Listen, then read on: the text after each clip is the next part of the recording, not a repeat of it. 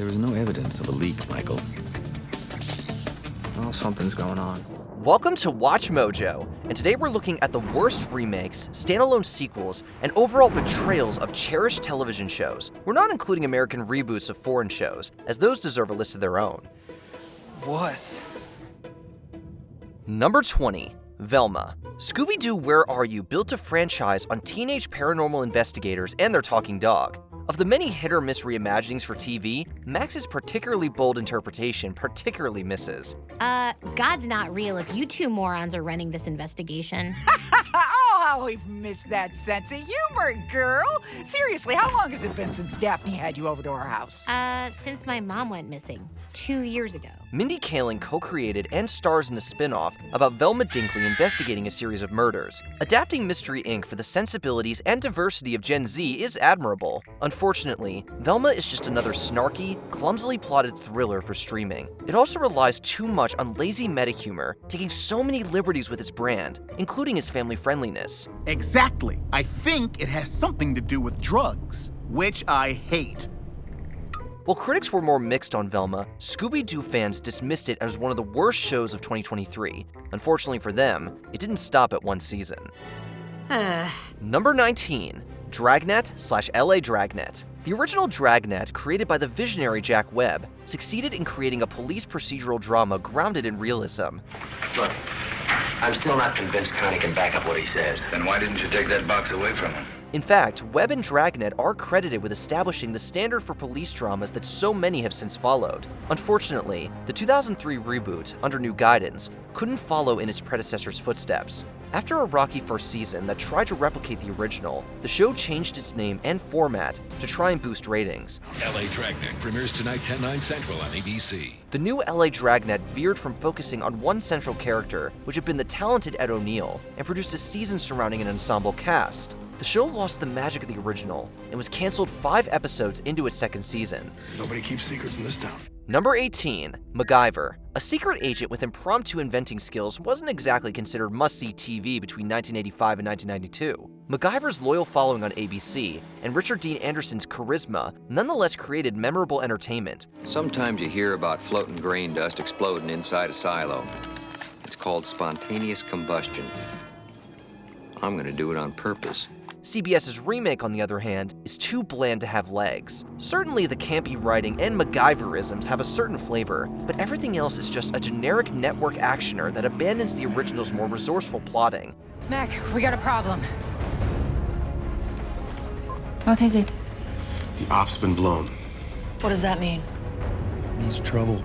It marked a new creative low for Peter M. Lenkoff's series of procedural reboots, dubbed the Lenkoff-verse. At least the hit franchise and the name recognition kept CBS's MacGyver going for 5 seasons. Otherwise, none of the spare parts from shows already inspired by ABC's classic could rig a memorable remake. What the hell are you doing? It's leaking! Get out of there! It's too late! I'm already exposed! Number 17. Gossip Girl. For 6 seasons, everyone was talking about the CW's Gossip Girl. The scandalous drama of New York's teen elite was a critical and ratings hit that launched many talented actors. Oh my God. What happened? What's wrong? HBO Max tried to revive the hype for a new generation with a standalone sequel. Gossip Girl rebooted to strong viewership, but harsh word of mouth. Who waits for the light? She's not from here. I still don't know who you're talking about. The audience gradually dropped off over the strange storylines and humorously hokey writing. It was an uninspired dish for fans and felt like Gen Z politics without fresh material. Most critics do agree that Max's Gossip Girl improves with a much more focused second season, but with that praise falling on deaf ears, the show didn't make it to season 3. Yeah, and I'm grateful that our time together isn't being unexpectedly cut short. Number 16. Fantasy Island. A reboot of Fantasy Island wasn't a terrible idea, as the supernatural premise of the island, as well as the cast of characters, had strong potential to be expanded upon. Here we go again. However, the end product was a bust. Many felt that the 1998 series, which only lasted a few months, tried too hard to distinguish itself from the original classic. Want to kill Sunrise, coming at you. What? Hey, I heard Gary Coleman was here tonight. Small changes, like Mr. Rourke wearing a black suit rather than a white suit, would have been understood, but glaring changes like the omission of tattoo altogether were just unsalvageable mistakes. The show had promise, but if a Fantasy Island reboot wants to succeed, it can't leave off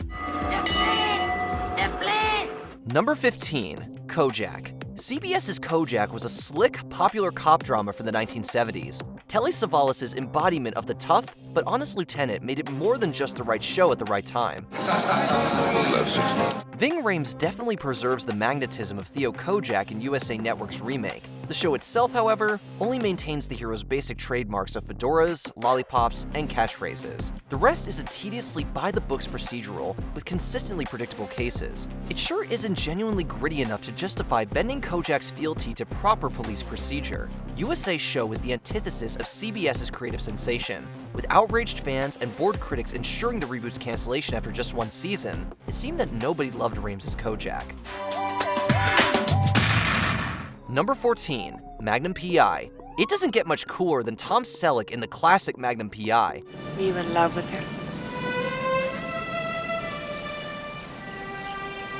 Yes, as a matter of fact, I was. CBS tapped Peter M. Lenkov to recapture that magic after the success of his Hawaii Five-0 remake. He easily delivered on lush locations, while Jay Hernandez made a charismatic Thomas Magnum. The only way you're gonna find those guys is with the time machine. You got one of those, Magnum? No. But I know someone who does. But the show really was just a gaudy Hawaii Five-0 ripoff, foregoing nuance for dull cases and even more dull writing. Following its time slot with Selleck himself in Blue Bloods only reminded viewers of how good the original was. Hernandez himself voiced disappointment in the series finale. For most Magnum PI fans, the lifeless remake disappointed from the beginning. You realize that was incredibly reckless. Yeah, no. Sorry about that. Number 13, Beauty and the Beast. CBS's late 80s modernization of the romantic fairy tale was an unlikely success. I owe you everything. Everything. You owe me nothing. Linda Hamilton and Ron Perlman's stardom grew as audiences responded to the love between a lawyer and a lion man. The CW's twist on this already loose adaptation was even more far-fetched. You're him. Beauty became an NYPD detective, and Beast became the Hulk-esque product of a military experiment. Things only got cheesier and more convoluted from there. The clunky mix of police procedural and soap opera achieved a mostly niche and international audience. I should have told you about your mom. I get why you didn't.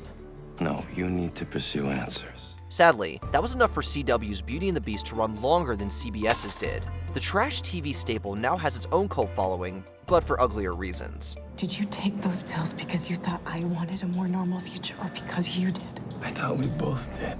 Number 12, 90210. Fox's Beverly Hills 90210 marked the dawn of the modern teen soap. It also launched a franchise of spin-offs, with the CW introducing a new ensemble to West Beverly Hills High in 2008. This is Annie. She's new here. Hi. That was too late to distinguish the melodrama from so many shows that ripped off its original incarnation. Never mind that the stories, writing, and overaged casting were particularly absurd. Naomi, your father and I are divorcing.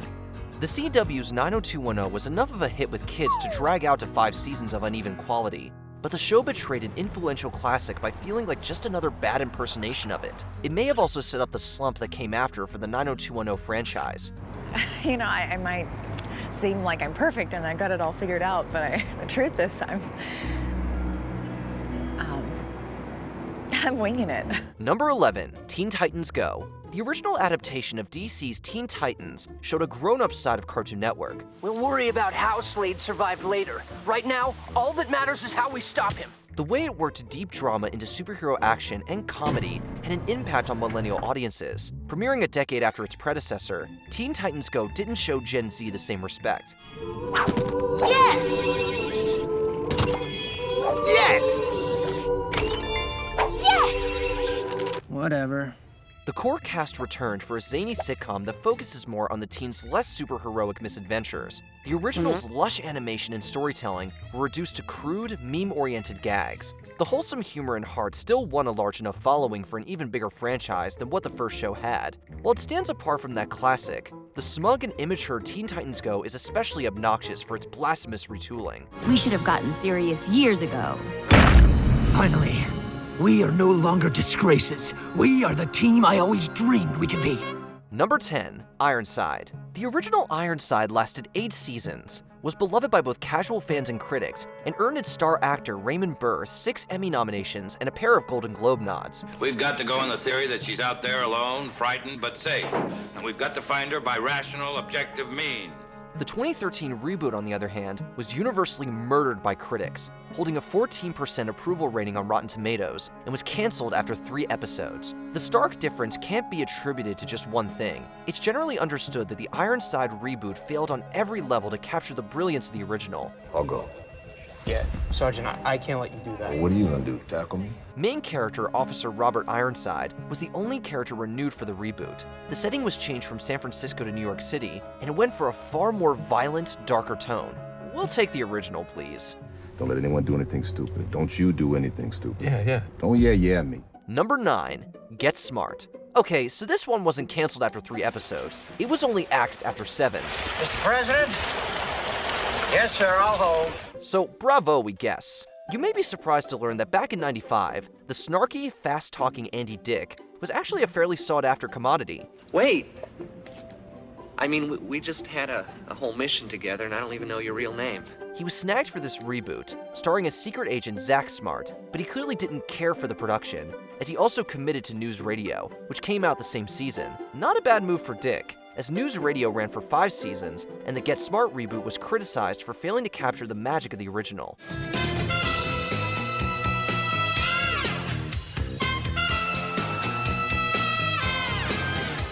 Number 8, Loveboat: The Next Wave. The star-studded adventures aboard the MS Pacific Princess inspired a franchise's worth of romance. This guy and this woman, do they live happily ever after? Absolutely. With the enduring popularity of ABC's original The Loveboat, audiences barely noticed when The Next Wave set sail in '98. Those who did catch UPN's revival found it to be rough waters. It was a lazily modernized rehashed, with less inspired humor and melodrama, and most of the few big names on the Sun Princess's guest roster were not yet big stars. Cool. Not even a reunion episode with most of the Pacific Princess crew could keep the show afloat in the ratings. The Loveboat: The Next Wave was canceled after 2 seasons, and has sunk into obscurity amid the original show's continued success.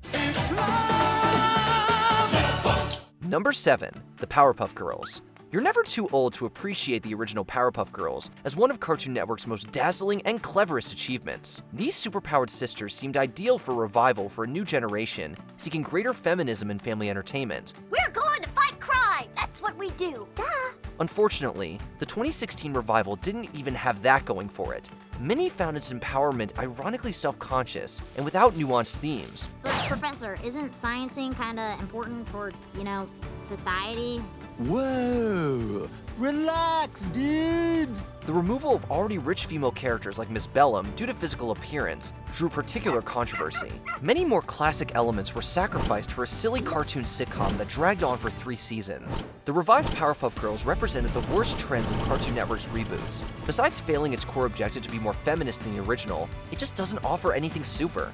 We're not here to beat you up. We're here to apologize for beating you up. We thought you were cooking kittens. What? Number 6, Bionic Woman. Okay, so right off the bat, just take note of the year the show came out, 2007. This was the television year from hell that saw the Writers Guild of America go on strike. Are you okay? Tell me what you put in my head. Jamie. I almost killed a man. I didn't even know what I was doing. The Bionic Woman reboot was hit hard by the strike, as production of the first season simply stopped. Only 8 episodes could be aired, and those weren't exactly high quality. Why don't you tell your partner that you don't show up to a mission like this with no protection? She doesn't even have a weapon. You're way in over your head and you don't even know. Fans didn't respond to the show's contemporary setting, and critics disagreed with casting choices. A far cry from the original, this reboot turned reimagining failed to live up to the hype of what was actually a good pilot, and became just another victim of the television writer's strike. Wow, I'm really sorry. Why didn't you tell me about this? I didn't want you to worry about me. Number 5, Melrose Place. The Beverly Hills 90210 franchise clearly holds a special place in the hearts of television viewers, as to date, it's had 5 separate spin-off shows within the universe. I have kind of a radical idea here. However, Melrose Place, the 2009 version, wasn't exactly up to snuff. Despite having former Smallville showrunners like Todd Slavkin and Darren Swimmer producing, Melrose couldn't make it past the 1-season mark due to low ratings. You wouldn't have any idea what it's like to have to bend the rules just to get by. You don't think there are times when I feel powerless? When I just want to close my eyes and pretend that I was somebody else? The critical reviews weren't too bad, but they did recognize the flaws that eventually doomed the show, namely that some of the best aspects of the original show, its campiness and soap opera-style mystery, were ditched and replaced with darker, grittier storylines. You know, gritty worked with Nolan's Batman, but we didn't need it for Melrose. You don't get to tell me when I'm done. You don't get to come in here after ignoring my texts all night, ignoring me for months. I had to cut the cord, Cindy. Number 4, Heroes Reborn. Audiences were enthralled by the adventures of everyday people trying to understand their new superpowers. This is Claire Bennett. That was attempt number 6. Heroes had such a dedicated following even after its cancellation that NBC revived it with a new ensemble 5 years later. The network later admitted to miscalculating interest in Heroes Reborn when the successor was felled by low ratings. According to viewers, the biggest miscalculations was using bland action and characters to anchor a ridiculously convoluted story. Well, now we're out 25 large. Don't worry, I tagged her. She'll lead us right to the others and we'll make even more money. The show lost the human factor that made this world of superhumans worthwhile. Heroes Reborn failed to resolve its narrative when it was canceled after 1 season, ending on a cliffhanger that frustrated creator Tim Kring himself. But even aside from the ending, its overall quality was a letdown. I tried everything. I went back 1,000 times, but we always failed. We needed you. Number 3, Knight Rider. You just can't replace David Hasselhoff. It seems showrunners knew this, as they didn't even try to fill his shoes. Michael, Sarah, we have a problem. What kind of problem? Instead, the Knight Rider reboot revolved around a new main character, Mike Tracer, a strange son of the Hoff's Mike Knight. I was horrible to her. I blamed her for everything. She did a good job raising you. They also gave Kit an update, steering away from the original Pontiac Trans Am and making the beloved car a Ford Shelby GT500 KR Mustang. Oh, and just to make things weirder, Kit was voiced by Val Kilmer. Remote control override complete. I will stop the vehicle. Please hang on tightly, Michael. With all the ruined nostalgia, in conjunction with highly criticized plots, Knight Rider failed to garner an audience. They quickly tried to change the show in an effort to resemble the original, but it was too late. Should have just called in the Hoff. Take care of yourself. Number 2, Charmed. For 8 seasons, the Charmed 1 supernatural coming of age was a staple of the WB. Power of 3 will set us free. The power of 3 will set us free. The network's successor, the CW, took notice when the show enchanted on streaming years later. This inspired a remake with greater emphasis on diversity and progressive themes. Unfortunately, these noble intentions often came at the expense of fun in the witchy melodrama. Seriously? No interest in changing the course of humanity? Witchers aren't real. There's a scientific explanation for this. The already campy story and writing went to especially silly lengths to emphasize politics at the expense of characterization. This whole scenario's been normalized. I blame the president. Moreover, the Charmed reboot's entire 4-season run was cursed by complaints over lack of involvement from the original's creative team. The uninspired CW show never shook the vibe that it was just capitalizing on content and political trends. Controversies aside, it just blatantly missed the magic. Why isn't this working? Before we continue, be sure to subscribe to our channel and ring the bell to get notified about our latest videos. You have the option to be notified for occasional videos or all of them. If you're on your phone, make sure you go into your settings and switch on notifications. Number 1, Charlie's Angels. Alright, hands up. Who really thought this was going to work? Just remember, we earn our wings together. I'm ready. We're not really sure what ABC was thinking with this one, which was later dubbed the worst pilot of fall 2011 by IGN. The show was criticized for poor casting, writing, and character development, as well as horribly confusing storylines. Ray? Wait, you're Ray? The Ray, her Ray? Unsurprisingly, Charlie's Angels struggled in the ratings department and was canceled after 4 episodes. 7 made the airwaves in the States, but America never got to see the 8th and final. That privilege, though, was extended to TV audiences in Poland. Oh, anybody want a souvenir? What are your least favorite reboots of your favorite shows? Recycle your thoughts in the comments. Boss, time to blow this party. Did you enjoy this video? Check out these other clips from WatchMojo, and be sure to subscribe and ring the bell to be notified about our latest videos.